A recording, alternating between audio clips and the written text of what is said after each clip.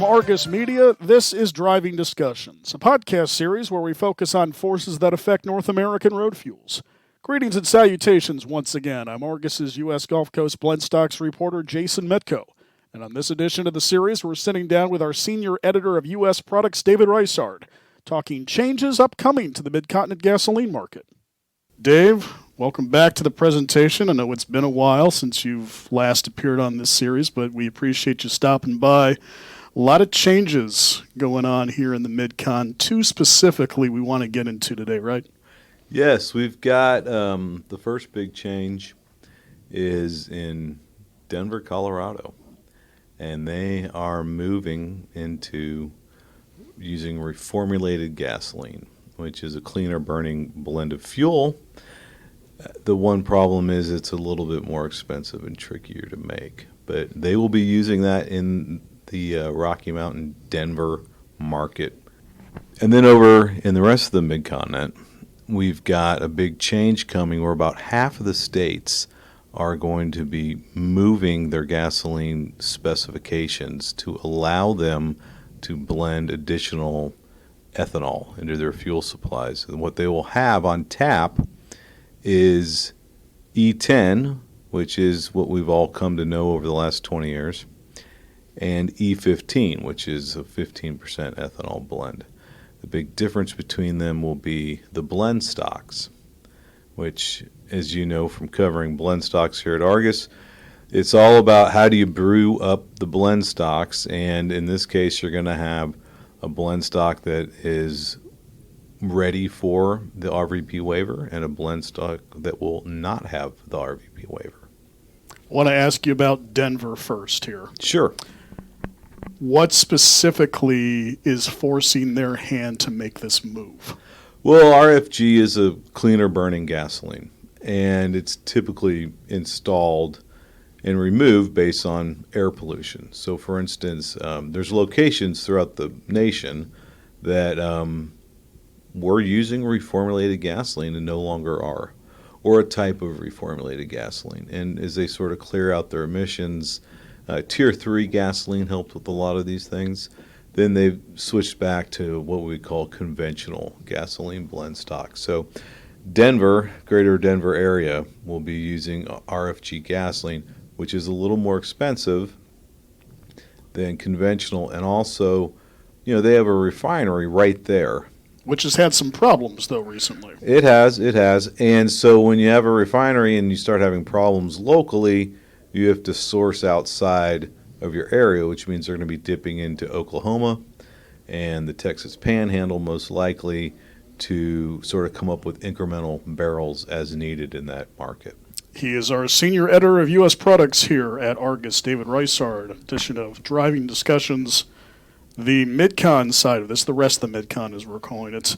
I would assume that the flatter states. The flatter states. Well, that's your words, not mine. The flatter states, I would assume their rationale is we have a lot more ethanol available.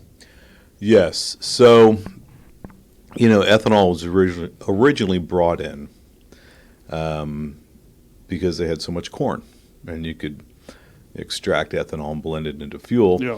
And then after the second Gulf War, at the start of the second Gulf War, we decided we were going to try to use more ethanol because we were importing a lot of foreign oil. And now we're using a lot of ethanol because we use a lot of ethanol, right?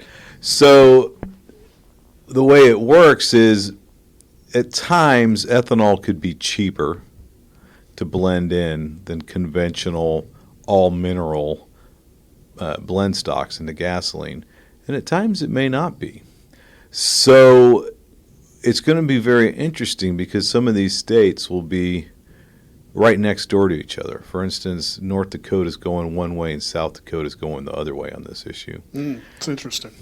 And there could be these sort of choke points that come up where you might have a problem with your regional refinery that is producing a specific grade of material, and suddenly you can't get your hands on it.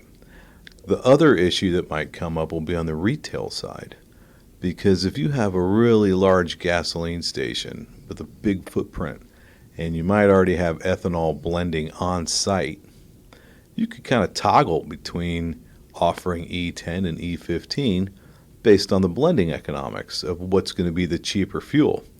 Meanwhile, the guy across the street might be stuck with the more expensive fuel until he empties out his tanks and does a reload, and he's constantly going to have to be watching the market to decide which one he's going to take, because the retail side apparently is going to be allowed to flip back and forth as needed. So is there any idea as to why there wasn't a full agreement between these states? Because it seems like they have very similar circumstances. Yeah, it's interesting because Illinois is all in. Indiana's not. So what's the difference between Illinois and Indiana? We know there's a difference, but you think about them and you think just rows and rows of cornfields, you think they'd have the same sort of political moxie on an issue like this. So we'll just we'll have to see how it plays out. And it is an election year. It is. I was just going to get to that. Wonder how that factors in going forward. Well, there's been talk that maybe it gets postponed because of that, because what if you install this and suddenly gasoline prices are screaming high in your home state? You may not. You might have problems getting reelected. We'll get our senior editor of U.S. Products, David Ruisard, out on this question. Sort of peer into your crystal ball, Dave.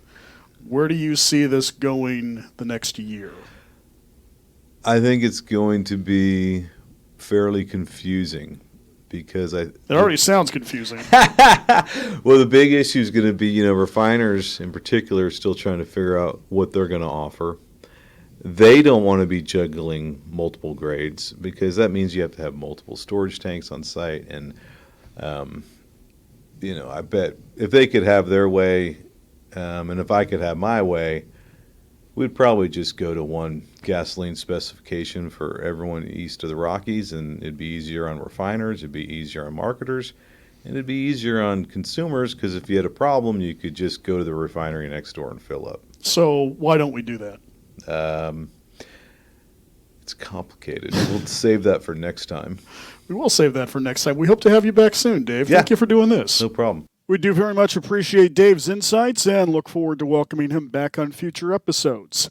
And with that, we conclude yet another edition of Driving Discussions, a production of Argus Media, a leading independent provider of energy and commodity pricing information. This reminder to check out our previous episodes in the series, and for more details on Argus's U.S. products coverage, we encourage you to visit argusmedia.com/US-products.